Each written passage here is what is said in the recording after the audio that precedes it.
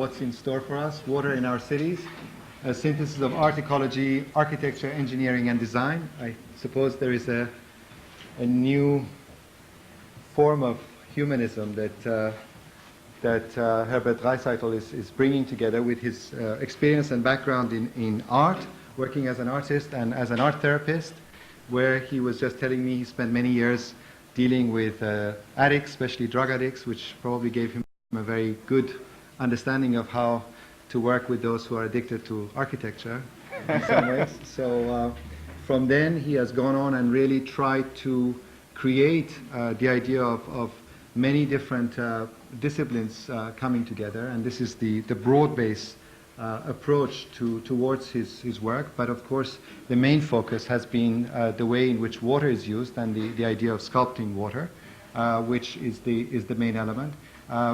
He's been working on a number of important projects internationally, in Sydney, in Linz, where he has been working on the Solar City project, and in Berlin on the Potsdamer Platz, where he worked with Renzo Piano for the main development of the space.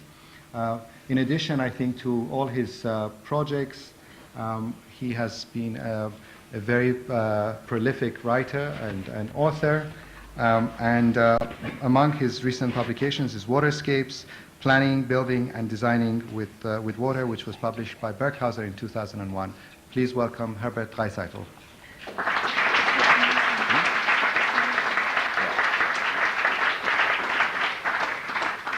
Thank you, Mosen. Good evening, everybody.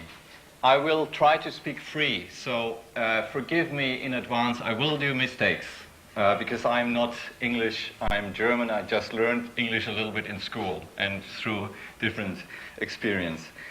It's a great pleasure for me to be here and to give you a little presentation of the aspect how water can be used in architecture today.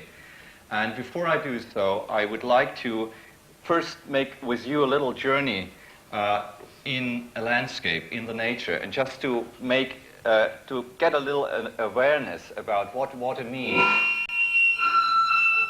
My goodness. Hopefully that's not the water. Okay. Is that okay now with the technique? Yeah? Is it loud enough? Okay. As this first front picture already says, you will be confronted with art, with architecture, with ecology, with engineering, with designing. And I like to focus that working with water is very limited on one side, and on the other side it is most interesting. You have so many aspects to take in account.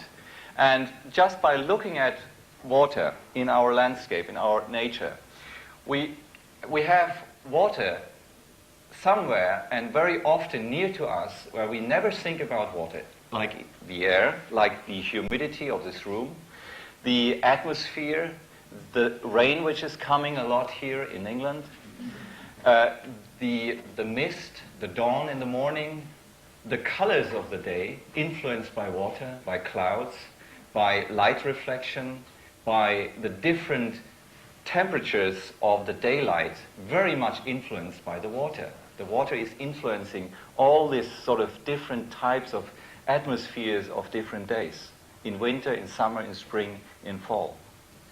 If we look at the healthy landscape, we can say there is always an interesting balance between groundwater, between open water, between evaporation, and we have the situation that the water has enough time and enough space in our landscape, if it is in the right way, to be stored, to have retention, to have time to recreate, to be filtered, to be renewed, and so on.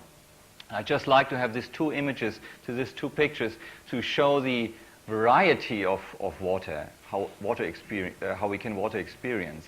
Liquid, it can evaporate. We see it like small in the clouds, like little drops, or like ice in a heart, just influenced by temperature. Landscape is extremely influenced by water. Water is shaping the forms, like in my home country, in the very south of Germany and Switzerland. We have all these valleys, we have all these lakes influenced by glaciers, by erosion process, by deposition of gravel or sand. And just two pictures. One is from the area where I come from, Switzerland, and the other place is near the sea, where we see everywhere what is involved. And if we look just on that one picture, and I think there's a pointer somewhere here, right? If you would just stand with me beside this little part and we would watch it for maybe 5 minutes, we would see an extremely interesting change. It always transforms, it always changes very rapid, very quickly. It is always shaping and forming new. Water is an artist in itself, how water shapes, forms, and creates new textures and varieties. It's never boring. It is always interesting. Like the shape which was left behind when the tide was going down, is that right? Right term?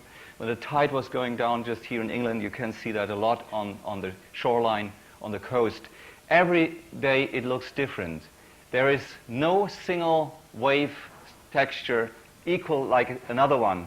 There is no snowflake equal like another one. It is enormous potential of form, of creativity, of design in water. If we look at a small drop, just a drop falling into a standing little water cap or a little water vessel, and we put some ink in or some color, and we make little photo shots of that, and we see what happens. We can observe a ring vortex like this, drops and rings, and just in time, just some parts of seconds behind each other, we can see such interesting forms like a metamorphosic process of change of a form. And we find in water very, very clear that water is related to life, not only because it's supporting life, but also we find that water has a quality which has directly to do with very early, very primitive forms of jellyfish, for example, of very primitive and simple forms of life. How do we treat water today in cities and in our landscape? I just like to be a little bit polemic with this picture. There are two sides, left and right. You see, one is what water does. For example, if a glacier is starting to melt, this water is running downhill. It's shaping its riverbed, its streambed. It needs a lot of space, of course, but it takes enough time to flow and to run. And it's always changing again and again. And that's how we treat water often in the landscape. We make it very straight, like cars, from A to B, very straightforward. Next step would to make a big pipe to have everything under control. And it had reasons. It's not so that I want to say that this is the only option. We have to control somehow the water. But we have somehow, the last century, over-controlled the water in our cities. And I'd just like to focus some points. I could talk a lot about this also with improvements of figures, statistics, of hydrology. But just to see a little bit how towns developed. Often, the center of a town like Chicago used a lot of space, spread out, used wetlands. Wetlands were brought to be dry. River systems were brought to small and narrow channels. And if there is rain, there is almost no space anymore and no time for water. Like here in the German area, in the Ruhr area, this is just the airport area from Düsseldorf, and when you just start with the plane and you look down and you have the chance to see a heavy rainfall, a rain shower, then you see there's hardly a chance for this water to reach the groundwater, to renew the groundwater. Often 60, 70, 80% in towns and cities, the surface is completely sealed.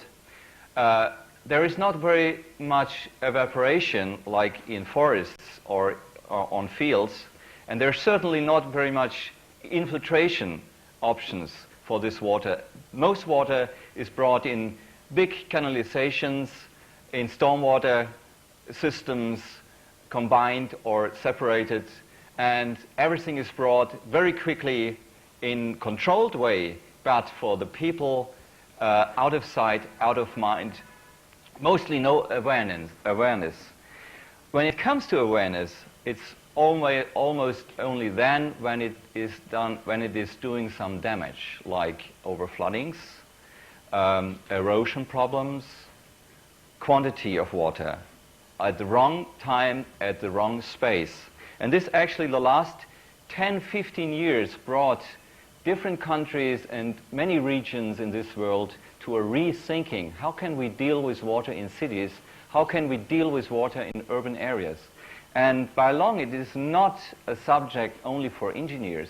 It is starting to be a very interesting object for architects and for city planners, because it is often, to have a good water management in a city, in a town, it has to be combined with city planning, with landscape planning, and with architecture. And I like to give some examples about that. But before we go to that, I don't need to make more comments, because you can see that, for example, Cologne has been very often underwater, so people start to think, what happens? The old days, it only happened 100 years. Now it is happening always every second or third year. On the other hand, the way how we behave with water is quite interesting. What is the awareness today about water? This is a guy in New York City, and I just was walking through the town because we have a project there, and I just was seeing he's cooling his car with fresh water, with drinking water, before he is sitting in the car and driving. He has a climatization in his car, but he likes to cool it before it I was asking him, what are you doing? I said, well, you see, I'm standing in the shadow. I just use this pistol with water to get my car cool. Drinking water. On the other side, you have many regions in the world, and also cities, and cities have an enormous demand of fresh and good quality of water.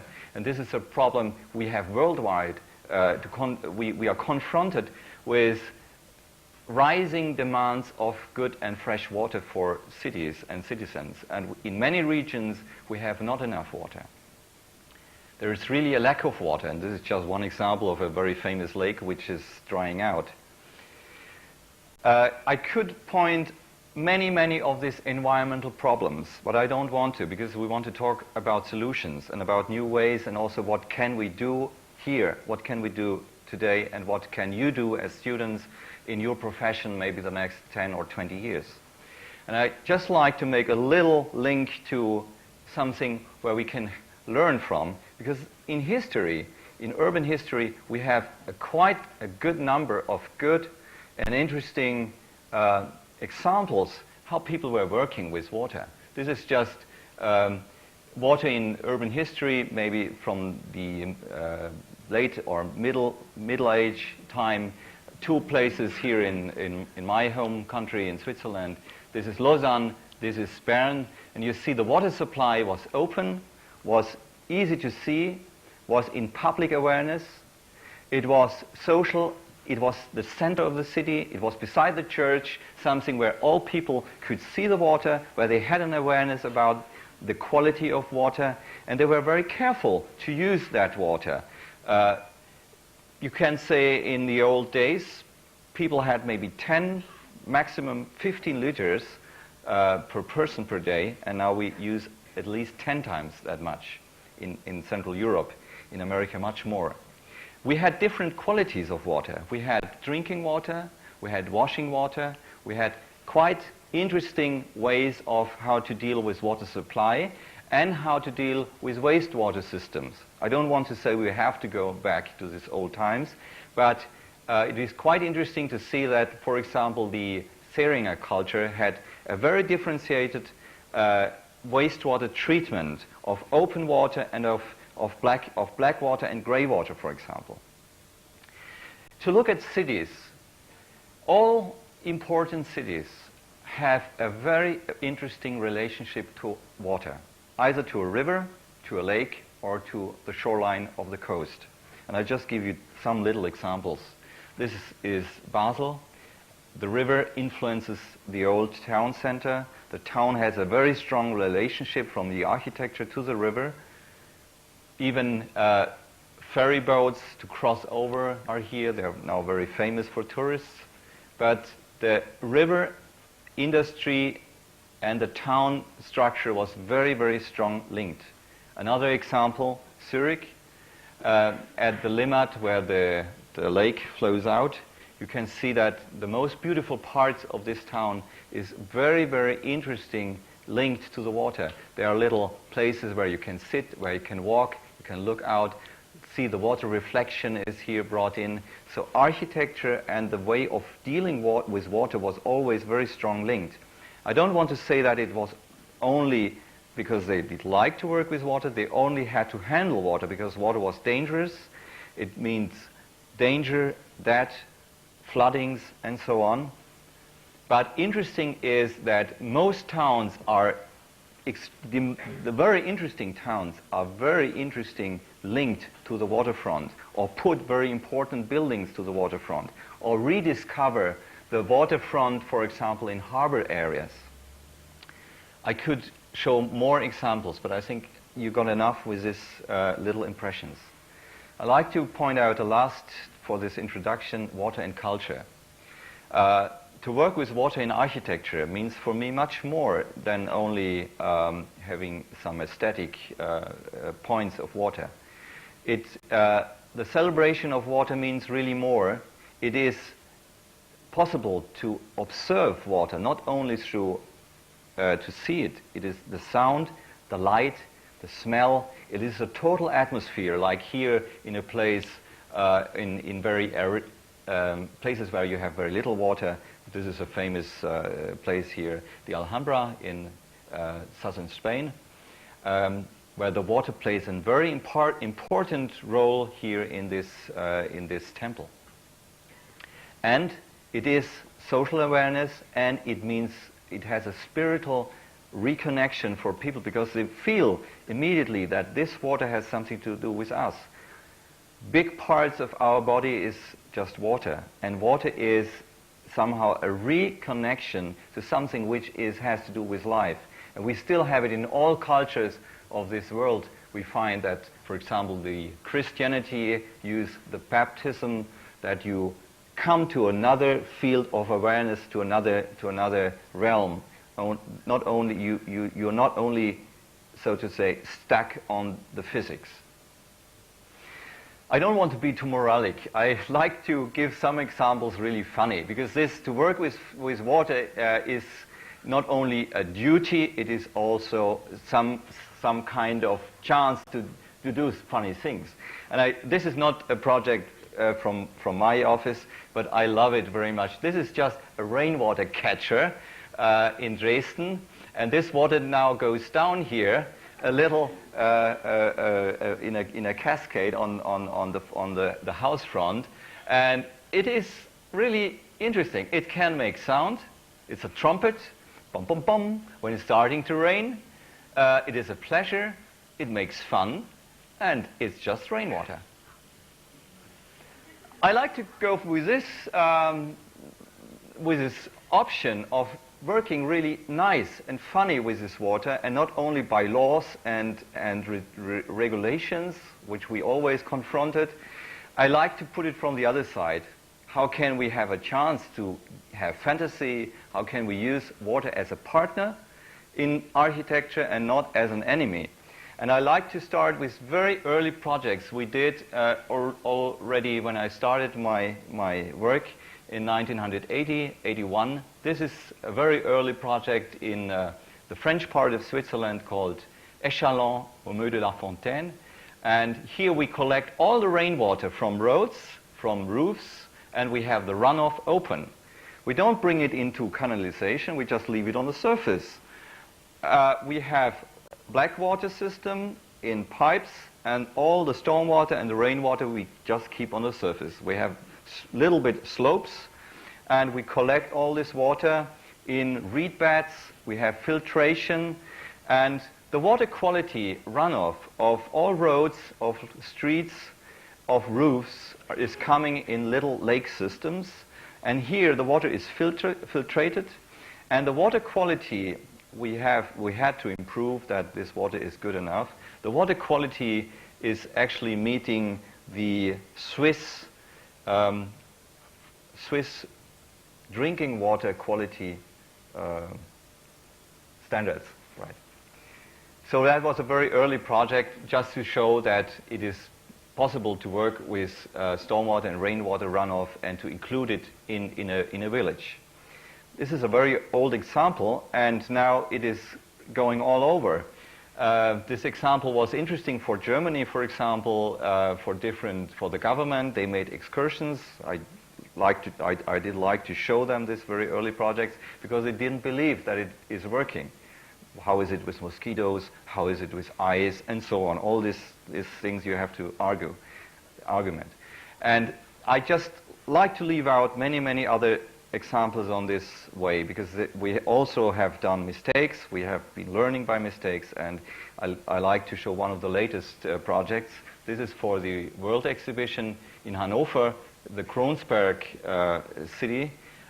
We made the open part of the open space planning and all the water concept. All the water from this area is collected on the surface. There is no drop of rainwater going into the sewage system.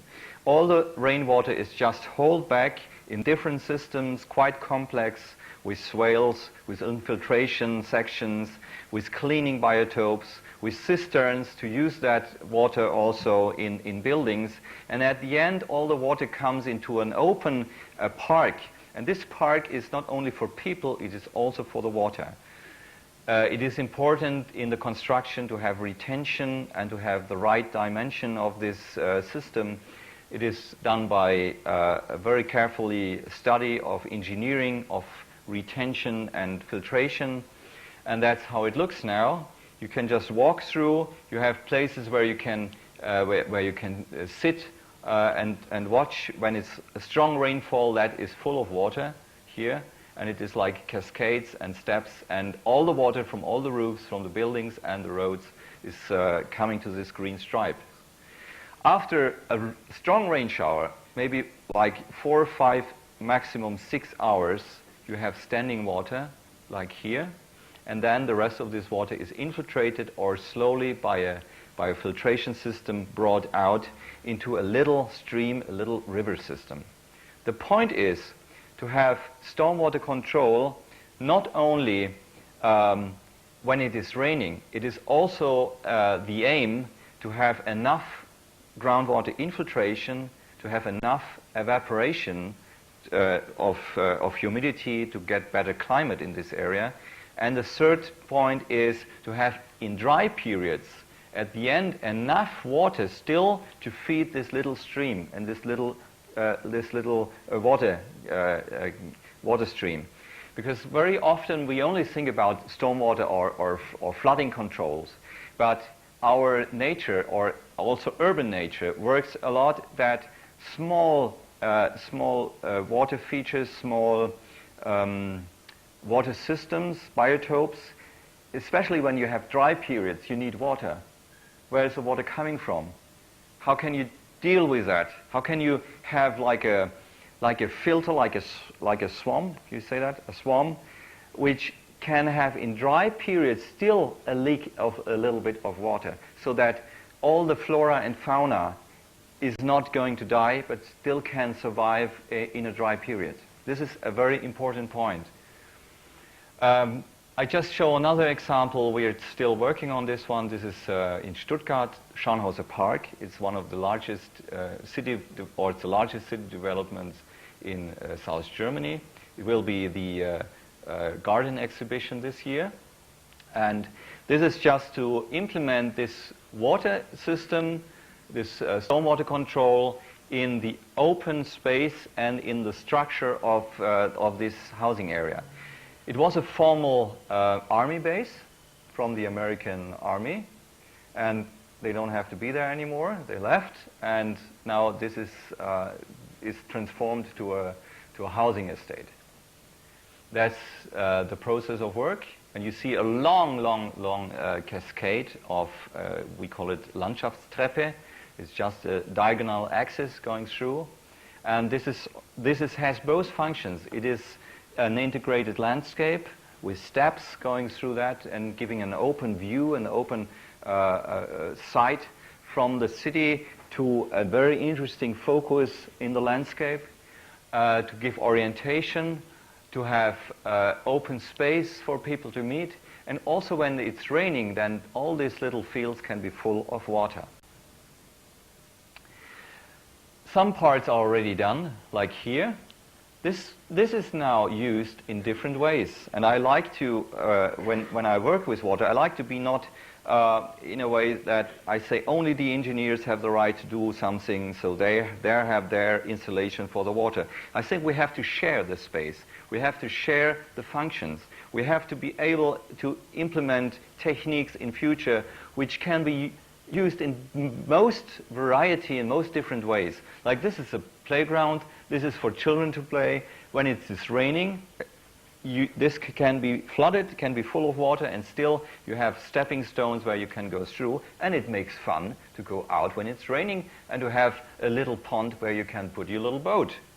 So the water is collected here, and in these swales they can be flooded with water. This is a sort of infiltration section, and the water comes out a little bit later.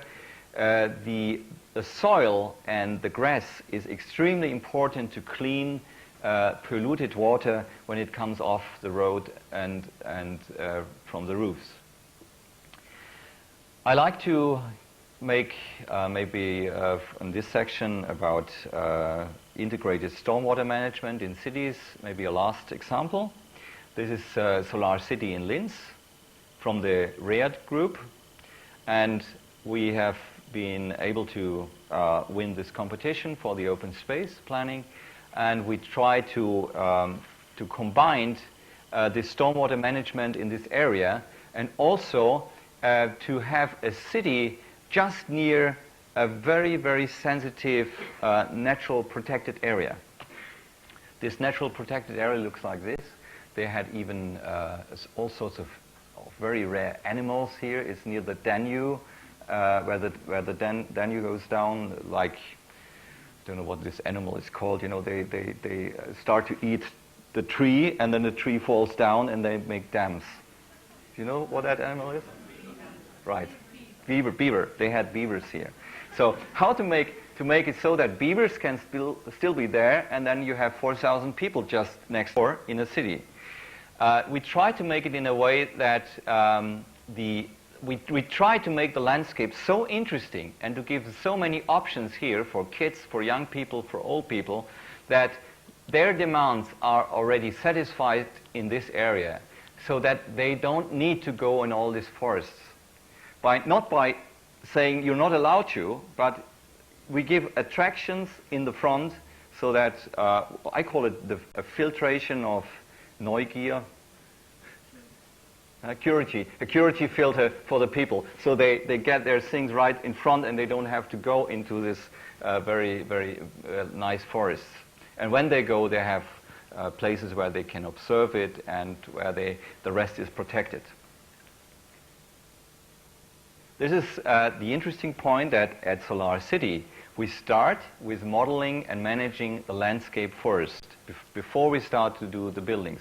So we were able to make a big lake expansion for people to have all types of trendy sports, to have different types of little spaces in between for small children, for grandparents, places where they can do barbecuing, where they can make fire, where they can do skateboards and so on. And also where we have a certain sound protection. That's the location.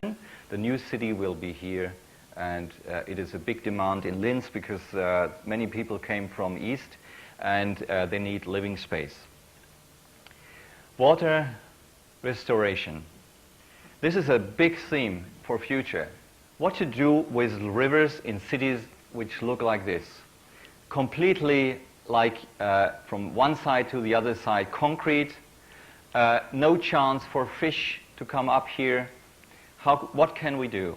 We give one example. This is the river Volme, now a forgotten river. Actually, some people had the idea in the 70s just to build a highway on top, to put concrete over, and to hide the total river completely. Now there's a different awareness. People start to recover, to find that this river is important for the city. So the new town hall will be situated just beside the river, and by this we have a program to have some kilometers of completely new construction, of redesigning this riverbed, and to have a straight connection to the water where people can go down, still by taking in account that stormwater control, flooding and so is under control. We cut off all these big steps. We make a rough surface so that the speed is held back, and by that we can do a lot of different things where people can go down to the water. We make bridges. This is the now new town hall. And at the end, we like to have this river really be included into the town. And I think that is a place, that is an example which is the future for many, many towns, to reorganize the riverbeds and the river structures. And I'd just like to show in this subject a last example from the town Zurich, where the town did this already on a large scale, about more than 25 kilometers of forgotten little streams which were completely under in pipes. They were brought up to the surface. We had the chance to help to the town for some of these water streams, and this is just one example. This was asphalt from one to the other side. The stream was completely forgotten and hidden underneath. Now it is open, but it is open in a way that it is like a intarsie. That's that a right word in English? Yeah. It is open to sea. We have animals, we have plant lives, and right into the town there's even a duck coming. Climatization, another subject. What can we do to work with rainwater and with water to get a better climate in a building? And I show some examples. This is the Akademie Herne-Sodingen, a project from the IBA Emscher Park, one of the last big ones. And some of you probably know this building. This is, there are buildings inside. I was able to do the water feature planning and also part of the outside planning here with Madame Jardin. And I just show you a little bit how it looks like. We have water inside. We have a climate-controlled umbrella or cover. What is it called? Environment. Right, environment. We have water inside here, and the water goes goes also inside and outside. Outside we have little cracks, little parts where the water goes through, and we use a theme from this area, because in this area there was a lot of mining and a lot of the soil on the surface was just sinking down, sometimes 10 meters. We have cracks. Some buildings have big cracks because of this soil going down, and we used that and we made that out of that theme the fountain. And in this area we have steel. We have coal and steel.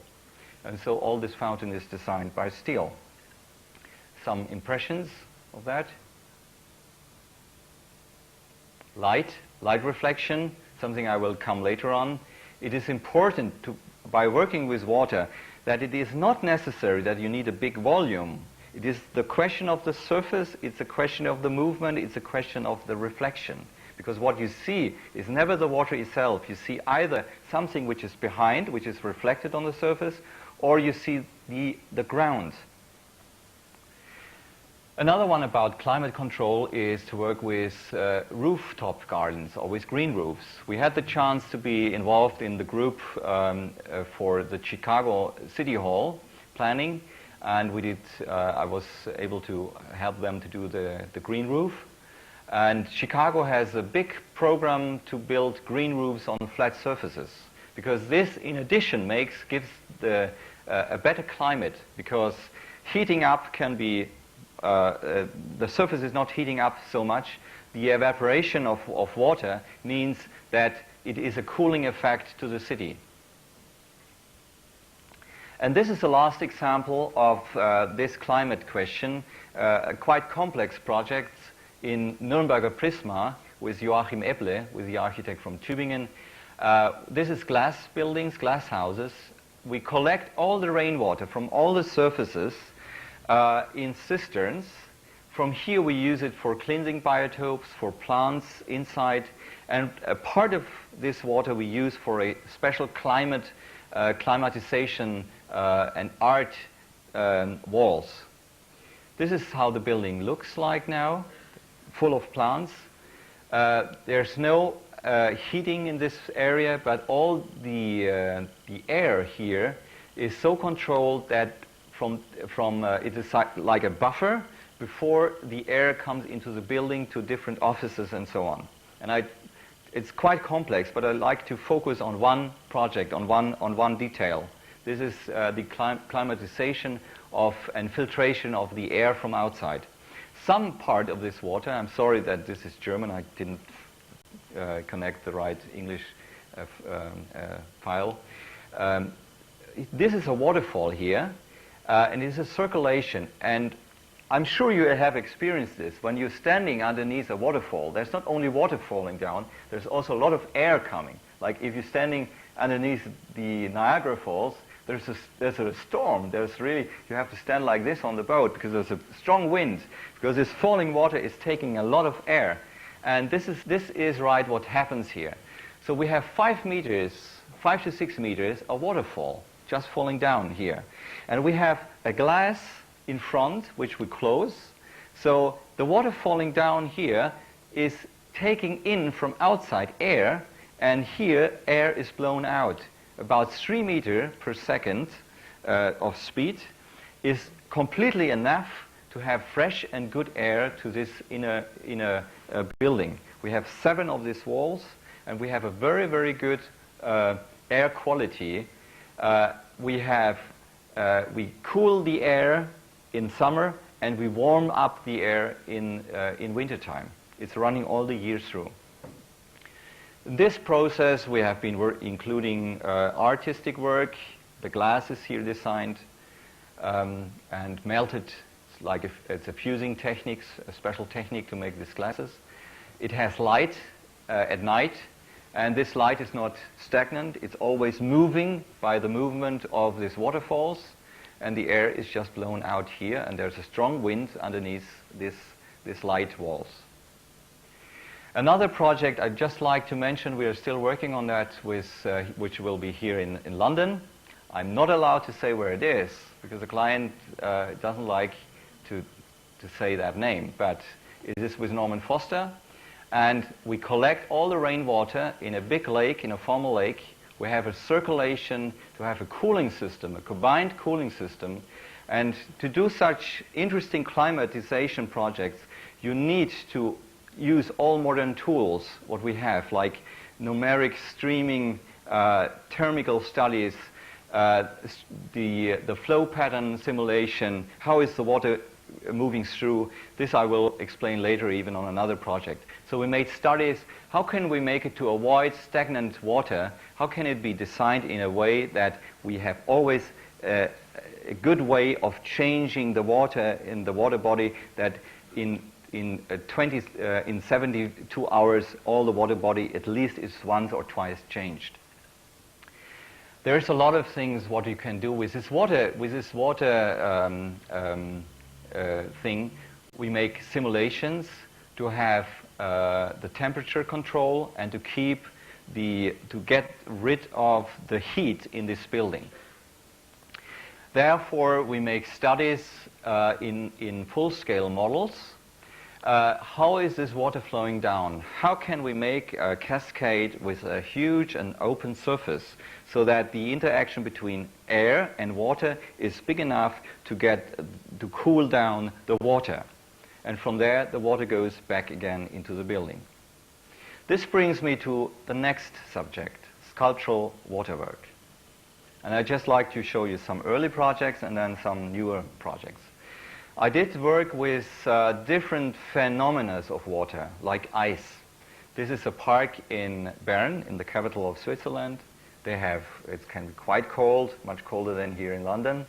So in winter, in December, January, February, sometimes in March, this sculpture can be an ice sculpture. And still the water is circulation, it has a circulation, and it is in summer, it is moving in the wind, and in the winter it can be frozen, and it can be a beautiful sculpture where the bronze sculpture is one part and the frozen water is a second part, and this together makes the water feature most interesting. In extreme situations, like here the International Building Exhibition IBA Emscher Park, the Nordstern Park, where there's mining, there's a lot of polluted air, polluted soil, we made water features at the entrance. And with all this artwork, we like to play like children. In my office, in my studio, we don't have only computers, we also have one big workshop. That's why it's called atelier. We have a workshop where we do full-scale models, where we start to work out with little experiments. This is some people of my team, and we just do experiments, and you see he's even making fun with a little boat like a child. And it's often for children, and not only for children, because often you see really adults, old people working and playing with water and like to discover what is water doing, like a membrane here, where you can, this is playing with the wind. It's a sort of, I call it the water flute, because it can move. This is still example, Nordstern Park in Gelsenkirchen. To work with water is most delicate. Often people who have not experience with water, they always try to make deep bassins and so on. And I tend to make a combination of more shallow and more deeper parts. And I will explain later also a little bit about technique why. It is often interesting just to work with very, very little water, just streaming on a big surface, and to work with textures of waves, of standing waves, with little knots like metal points here, and you have standing waves here in a very interesting way, to have light reflection, to have a little bit of sound. Or another project here, a big staircase included in the entrance of a city hall in Frankfurt-Hattersheim. This is a quite early work, and I was very much inspired by one of my teachers, John Wilkes, who is sculptor and teaching at Emerson College, and he worked a lot with this type of forms, flow forms with rhythmical pulsating movement. I like to show how we work in the sculptural work. We do full-size models. We make these models in the studio. We make copies in clay, in plaster. Then we start to carve it out in stone. This is natural stone, granite. Then we put it on the side all together, and at the end, this is the result. And the water then goes out into a public park. Again, a quite early project.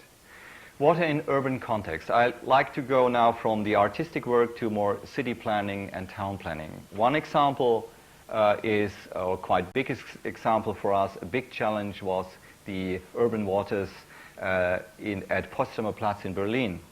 Renzo Piano did win his competition by a very nice idea. He said, well, Berlin, East and West Berlin, and all this wall and all this cut between these two worlds, how can this come together? What motive can we use to heal that, East and West? Berlin, the city of Berlin has a lot to do with water. There's a lot of waterways, streams, channels in Berlin. And Renzo said, I use this water as therapy, as a healing between East and West, and I like to implement it into this town, like a gap between these two sides. I complete the Kulturforum, which was also quite interesting on his design idea, because Sharon's building, the Philharmonie and the library was designed, actually this building was designed only to that side. I call it the chocolate side, this side, and the other side was just a wall, because the soldiers from East Germany, they said, well, they don't have to see something nice. They have the wall here, so they get the ugly backside of this building. Piano said, well, I make this complete. I put another cultural building on that side. Then I make a gap. I use the water. And then I use the other parts from the Potsdamer Platz on that side. We were involved quite early also on the first ideas with Ökostadt to get a concept for Berlin, how to work in city planning sustainable, already in 1991. And it was a group with Uwe Arabs and under the leadership of Richard Rogers Partnership. Now the result and how it looks like. There's a big part of water, and when I was involved in this project in a very early stage from the piano group, they had first only the idea to have water there, and they wanted to have a very hard edges. And they wanted to use water from the Landwehrkanal. And I knew that this would never work. And I said, well, let's turn this concept so that we have a sustainable water feature, that we have a really a good project which is not only aesthetic, which is also ecologically functioning. We collect all the rainwater from all roofs. There is a complete rainwater collection, and all the roofs have, more than 50% have green roofs. We have a special filtration. We collect all this water in huge cisterns, and we have overflows, often by pump systems, and we have a very big urban water shade of water body with a flexible water surface. This flexible water surface means that we can store a lot of water. When there's a strong rain shower, a strong rainfall, then this water level can rise up like 15 centimeters. When we have a dry period, then this water table can go down. We made analyses and studies, like worst case studies of using all the data of rainfalls in Berlin of the last 35 years, every 5 minutes measurements. And we tried to find the best option to have the right quantity of cisterns, of retention fields, and actually it's completely fed only by rainwater. Most people don't know. For that, we need a special filtration system. We don't put and we don't add any chemicals. We don't have chlorine or algae killers and so on. It is a complete natural system, not only by something you call sand filters, but by a very sensitive cleansing biotope where there is a strong interaction of microorganisms, of substrate and of plant material, and of root of rhizosome activity. In principle, this works like this. We have different water levels. The water is in circulation. The water is slowly moving through here and is filtrated. And in this area, we can get a lot of nitrates and phosphates out of the water because rainwater is polluted and has a lot of substance which you have to treat. This filtration system is completely simple, integrated. The filter system itself is not simple. It's quite complex. But we try to make not a technical facility. We try to make it very, very open, very easy, very nice to see for people, and even people can just walk and pass by. Also, we did a lot of models and special tests of water features which are very sensitive at the Potsdamer Platz. We have, for example, turbulence and standing waves with very little water flow. And you can do a lot with water. This is just some millimeters of water overflow with a very special shape, so that you have a turbulence after this overflow of a standing wave. And it looks like there's a lot of water flowing, but in reality it's very, very little water. And as I said before, it is most interesting to have this interaction between light reflection, surface texture, and to work with this. This is in my studio when we do models and when we make full-scale tests. And this is the result. You see the standing waves here on the Marlene Dietrich Platz This is just on the opening. And it's a very, very nice place. People like it. Actually, we have a lot of problems there also because we have McDonald's just next door. They use a lot of pommes frites and throw it in. So there's a special filter system, but no chemicals, nothing. The building process. I'm sure you have seen a lot of pictures in this building process. It was quite spectacular to work underneath the water, not to drop down the water table, but to do all foundations underneath. We had people from Holland. They were very good in this, making harbors and so on. They were hired to do these foundations for the different zones of these buildings. Now, the construction.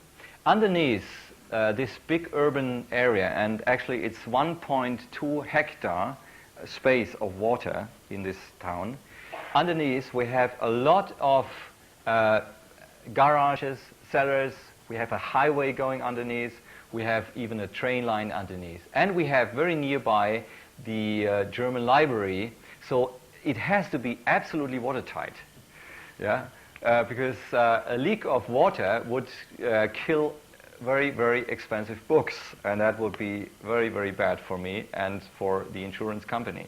So this is a very special ceiling with a special control.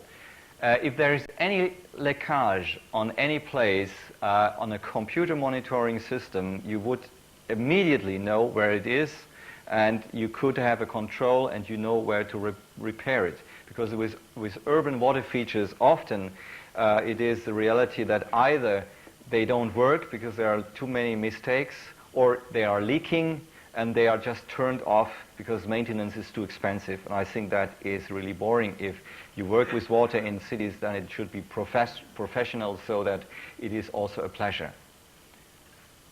For example, on larger scale projects, you need to make numeric flow simulations. You must have a circulation where you know exactly how is the water going through. You need special filtration, but no chemicals. If, for example, here, there are pumps where we can circulate this water and treat these water features. We use plants and we use filter stripes like here, and we like to have clean and water. We do have some algae growth, and it is necessary to make it clear to the client right from the beginning what sort of picture do we want to have. We can do things to have extremely good quality of water and no algae growth, but it also can be like on this scale that we say we have to accept a certain amount of algae growth, especially in the first years, and we had this in Berlin in the first 2-3 years quite strong. Now it's getting less and less, and we do a special monitoring. This is the water in itself, this rainwater, is so clear that we have the second best water quality in all Berlin and Brandenburg together, in all lakes, in all public lakes. We do monitoring of the water quality, of the visibility of the microorganisms and so on. And this is really good water and no problem for people to take a swim in this water. We did extreme things like the crossing on bridges or on stepping stones, just where you cross over this water. But here the water is not very deep. It is quite shallow, so we don't need a handrail. You see people just crossing over here. It's interesting. It's a big courage to do something like this. And I had to argue a lot with all the Berlin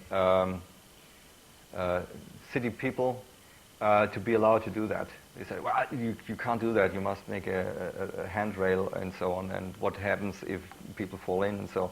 And I said, it works. We do it like this. We make a test and so on. Now you see how it is. And actually, that's what I like. People just sit there, they relax, and now we have this Berlin Film Festival. And in summertime, after the cinema, you can see, like 11 o'clock or 12 at midnight, you can see whole school classes taking a swim in this water. It's very, very much used from young people. At night, it can be quite fascinating to work with water and light reflection, like you can see here. and also to bring art and sculptures and water surface together. Well, this brought us to many new questions. We are just working at the moment for some places in Shanghai to design the waterfront and the water management in a housing area, to implement water features in here, to have a better connection between the town and the waterfront, where you have like reed beds going right to the water, and then we have just streets going through that, sometimes bridges, and we try to bring this atmosphere of the water right into this in this housing environment, so that it is not the waterfront line is not just a cut between the water and the town. Participation, how to work with this. I like to give the two last examples on that point. One is Queen's Botanical Garden, the situation, the location here of a big open park, and they had the problem in this park to find for this Queen's Botanical Garden a new idea. New York has already 2 botanical gardens, quite famous ones, and this is the third one, very near to the tennis center and to a big open area. 2 times the World Exhibition has been taken place in this part. And this is a town with an enormous diversity of ethnic groups. 142 different languages are speaking in this place. People do Tai Chi at 6 or 7 o'clock in the morning, and they all do it in this park. Or a lot of Asian people have their weddings in this garden. And the Queen's Botanical Garden people tried to make, they made a competition, and we were lucky to win this competition with some partners from Chicago, with a CDF group. And our idea was to bring the people from the town and to give them a chance to experience what is water, what is culture, what is nature, and how is it, for example, how a little plant can grow, how is a carrot coming to be so that you can buy it on the market. Because many of these children on this market, they think that milk or cheese or butter is coming out of a factory, but that is a living process of a cow, of a transformation.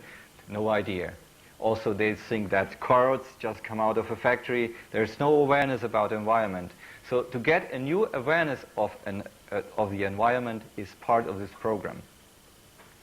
This is heavily traffic all around. This park has extreme interesting parts, but also difficult parts. And to come to a good idea for this park, we made workshops with the people. We invited a lot of people from the town and made design charrettes with the citizens. And we started with very simple experiments on water. How is water flowing? What is the reaction of water? When you put a stick through water, what is the vortex behind? Experience. People did tell what they know about water, what they know from their different cultures about water. We did make design workshops to build little rivers with clay. Yeah? Many people were building, or we had drawing sessions or discussion sessions. Even a television team was making a film on that. At the end, we came up with very simple sketches to design this park, and now we are much further with this project. There will be also buildings, and the aim is to involve the people right from the beginning, to bring out an idea which is based on the feelings, on the wishes, on the hopes of the citizens of this surrounding. And this is also on the last project I like to show in Hannover-Schmünden, a very historic town in Germany between Kassel and Göttingen. And this is something also I think a lot in Great Britain, a lot of situations you have here as well. Often very old towns, and then it's very hard for a designer to bring something in modern, to bring something new in. It is not very easy to be accepted by the citizens. So here this was a very interesting project, how to transform a place which is between the mayor's house, the town hall, and the town church, which was some years ago only for buses, a bus stop, and to change buses, to have a real public and modern and open use place for all citizens and also for young people. This place, actually, just like to say a little bit about the character here. This city is visited a lot by tourists. Japanese come there a lot.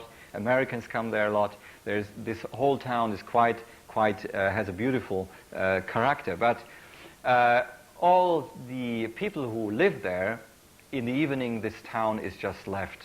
It's only a touristic place, and the mayor was thinking, and the responsible group was thinking, how can we transform this, that it is also getting interesting in the evening, that young kids and people don't leave, but also stay in the town, and that the town gets a different character. So that's how it looks now. During daytime in summer, it's full of people. In the evening, you will see that later, is a very interesting art performance. So a lot of people stay and look and watch it. That's how the place looks from the top, and I explain a little bit this project. Again, to come to ideas, we made a lot with people. We invited the citizens, and we had a very good monitoring to come to a design charrette and to a good theme. We did use the kids and the children to make little designs. Some of the children from my team, they are good test persons. Then we design and do models here, special light and sound projects. I will show this. The construction goes on. Then here we have special light and lamps and sounds, and I will talk about this a little bit more. Then later, when it's done, a very shallow, I call it a water curtain. It is just very shallow and very flat, brought into the city. And a lot of people just use it. It's not only art for itself, it is art to use. It is a place to meet, it is a place to enjoy. And it is just collected rainwater from roofs, from the city hall and from the church, treated in a special way. Yeah? Water feature for everybody. Stage for interactions. Now, it's getting dark. It's getting more silent in this town, and then you can hear the city sound, the city noise. And then we have microphones in these different columns, and they take the sound of the city. We have a computer, and we transform the sound of the city in waves, in standing waves. So here is one of these features. And when you stand there nearby, like there's a microphone, you don't know where it is, but you make like, oh, then this place is starting to vibrate and to swing. And then we have standing waves, and they give a beautiful water texture all over this curtain. When it's getting silent and at night, then we use light. We have special light, we use focused light on this point. And here is such a little instrument for standing waves. And these standing waves reflect this light, and we see beautiful light waves and interaction of this water to the buildings around. Then we have standing waves and waves in movement all around. It's a pity I can't show the film here, but you must imagine that this is all in movement. It is always like little waves, yeah?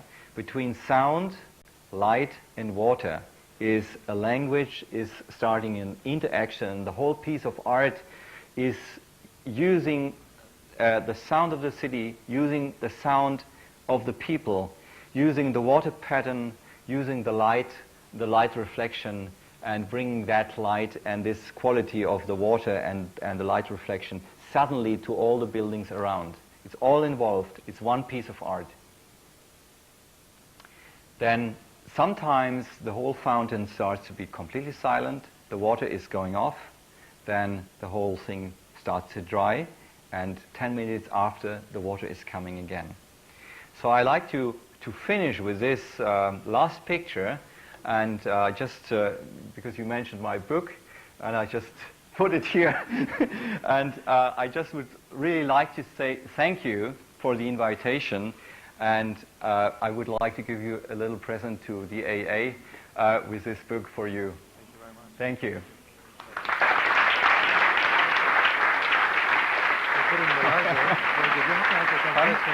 People will ask you some questions. Okay, good. Thank you for the book, for the library. I'm sure there'll be some questions for Herbert. Who would like to start first? Could we have the lights on, maybe, you think? Everyone is in darkness.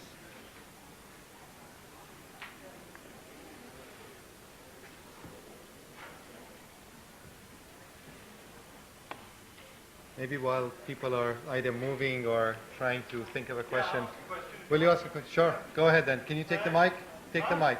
There's a microphone? No, I think everybody can hear No, they can't hear you. No. There are people in this back room who are taping you. So. Hi, can you? Yep, it's on. I'm asking about hydrocarbons and petrol and diesel on water, particularly in relation to car parking and roads. And the side question is, you talked about impermeable or sealed swales and so forth. Have you got any experience with permeable swales? Yeah, I mean, this is a very special field. I couldn't mention it in my talk too much, but what we usually do when we have polluted water from roads, and we have petrol, or we have diesel, or we have even from the wheels, we use a filtration system where we use the active biofilter with swales, where we let the water infiltrate either vertical or horizontal in filter beds where we treat it. We have a natural filtration, and in some projects we made experience with having just an oil separation first, like in industrial areas. Yeah? But it depends completely on the site, how big the scale is, what sort of combination you need for that. I have been writing a book about that subject, so I really can't make it so quickly because I try to give the total picture of water work. This very specific working with stormwater, different ways of cleaning the water is a whole subject. And I just say filtration, natural filtration with a special soil, and separation of the oil, in some cases even before, depends on the site, depends on very much on the location. That is. But you never put this water straight down into the groundwater. You need this living zone of organisms and plant activity. Can we pass the mic over to this side, please? Thank you. Maybe in red here.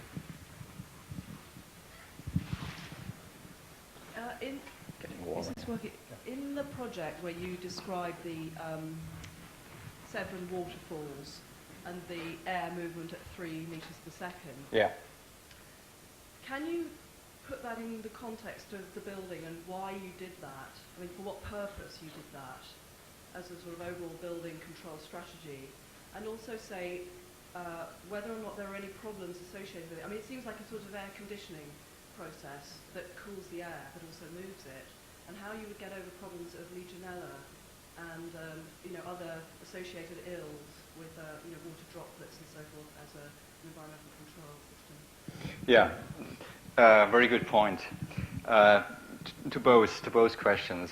First, this project was a very strong experiment taken by an insurance company who did build a lot of things, and they were working with Joachim Eppli. He's one of the old ecological, sustainable architects in Germany, and we had the plan after we did together already a large development to build on in Nuremberg on a very interesting building which brings together very good climatization of a green open space, greenhouse.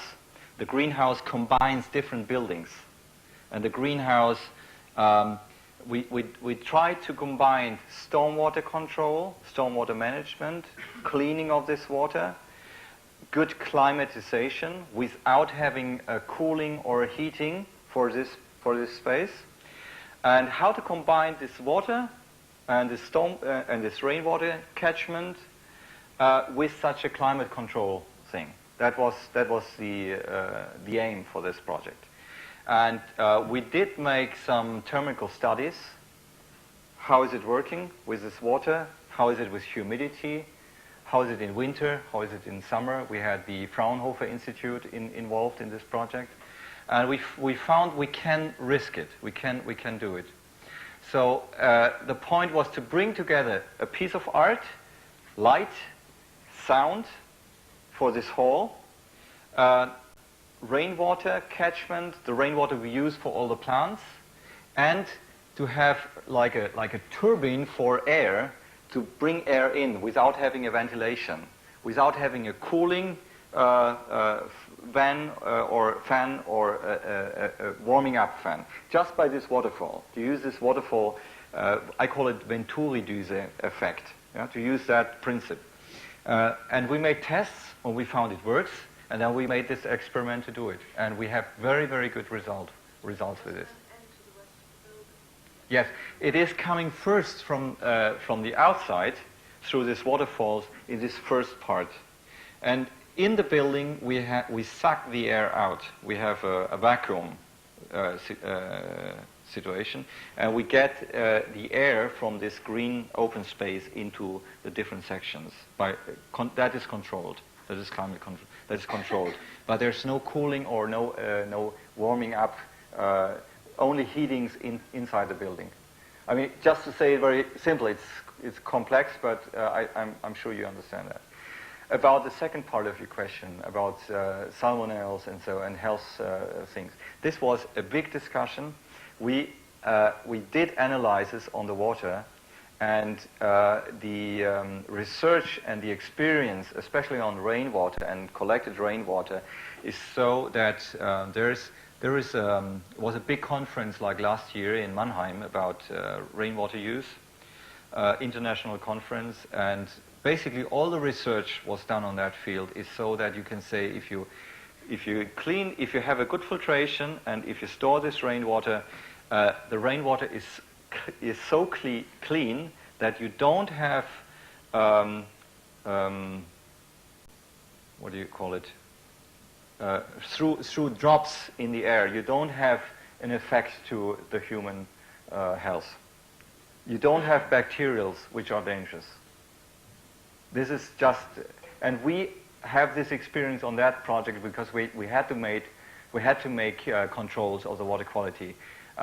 It is something one is thinking it is dangerous, but it is not. The reality is we have no problems with this. Yeah.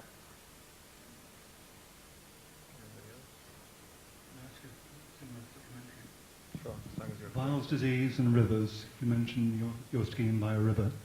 What? Weil's disease, which is a rat-borne disease. It's a big problem on the River Thames.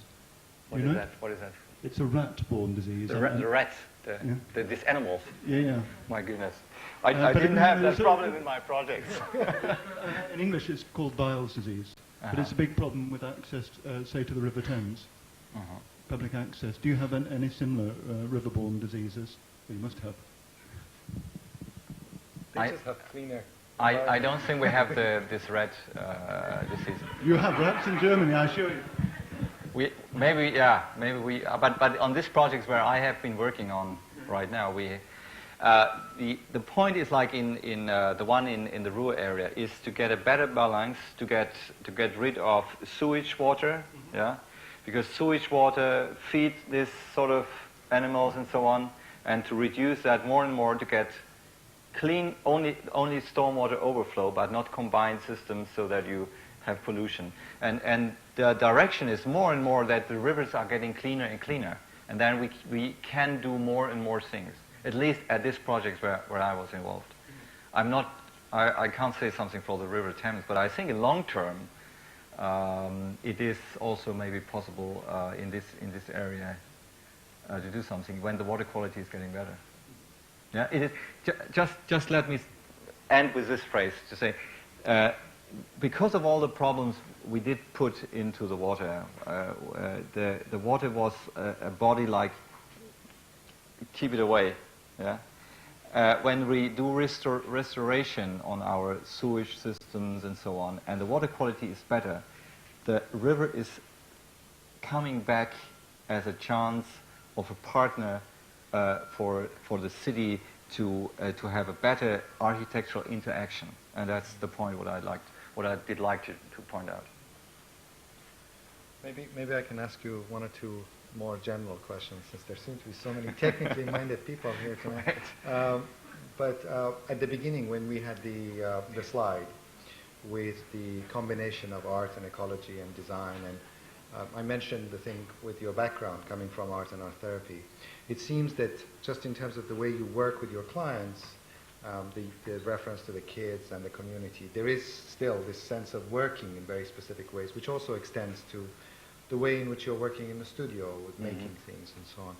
I wonder whether you feel that in terms of your collaborations with other people, like planners and architects, there's also ways that you found that these notions of alternative ways of working has been beneficial, or you see new possibilities for it, because it seems that it's mainly happening in the context of your own projects, rather than in terms of the relationship between your project and the work of the architect or the work of the engineer. Do you have any thoughts in terms of this notion of new forms of collaboration, which you seem to be emphasizing? Actually, all the results and things I showed, there always have been collaborations. Yeah, I mean, some of the artistic things are very much influenced, of course, of our style, but like the Potsdamer Platz project is very much a collaboration of different architects and engineers and groups. And the point is that I find, in my experience, is that education, and in many cases, in many places, many countries, we are still too much focused only on one profession.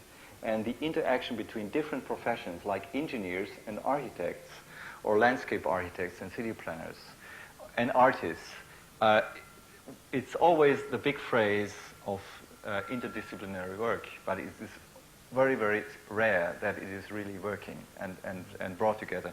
And my experience is that 2 points. First, it is important in the education and in the training to have a real understanding of the other profession and to know what they are doing, what are their needs. And this is something we learned a lot in my company, that we try to understand what is his question, what is his problem. And actually, I have it in my team. I have different professions, and I just bring them together as a teamwork, so I can find better ways of dealing with this. And the other point is that you have to be involved very early. It's often the problem that the traditional way that you have a town planner, then you have the building architect, then if there's still some money left over, the landscape architect, and the engineers do something on a totally different level. They just do their underground things, and they don't meet each other, or they just say, well, this is my needs, and so put it in. There's no way of a round table discussion. And I think this is one of the basic things we learned, that you have to bring this process together very, very early. And we have very often team meetings, and we just try to make clear what is the aim, how can we bring it together, and suddenly you recognize that you can bring a solution for his problem, which he never thought about. So to learn better to know the other profession, and to learn better to bring interaction in the planning process right from the beginning is the 2 points. The other thing I wanted to ask you is whether you could speculate on what might be some of the new ideas or new possibilities that would exist in relation to the development of both landscape and water for the large-scale kind of urban situations, the way that cities are moving, the way that urbanism is moving. Of course, we've seen a lot of these issues to do with filtration and the transformation of environments that you're working, but I wonder whether you might speculate on what do you think will be certain ideas in the future in terms of the cities, in terms of how landscape and water could specifically be useful, things that are not being done now. Yeah, I have really some visions in this direction, and in the book, for example, Professor Geiger, he was mentioning this actually in his chapter, that we say it is more important to see the total watershed, to understand better what is, my goodness, what is a small structure in a city, how is it linked to the total network, and to work out, to get a better understanding, for example, of groundwater streaming, of the rivershed, what villages and what towns and what agriculture is in the surrounding, to get a healthy water system. And we have to get away from local solutions. We have to get a network, but the solutions have to be local, I feel. The solutions have to be local, but within the awareness of the total.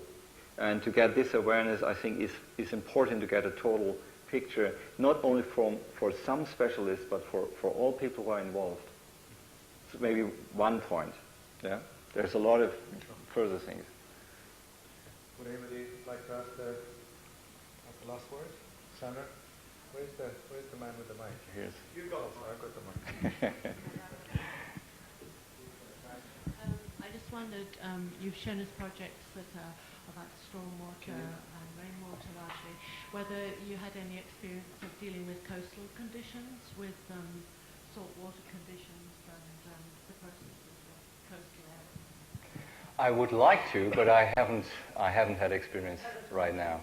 I'm a very practical person, you know. I have big theories, but I like to bring it down to the ground, and I only can speak about something I have done. So I really did not have the chance. I had some ideas, but I had not the chance to work with it.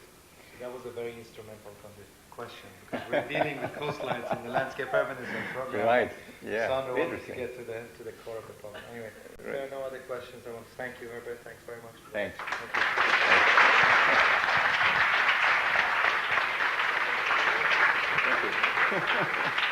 Okay. So you need to disconnect yourself? Did you sign this?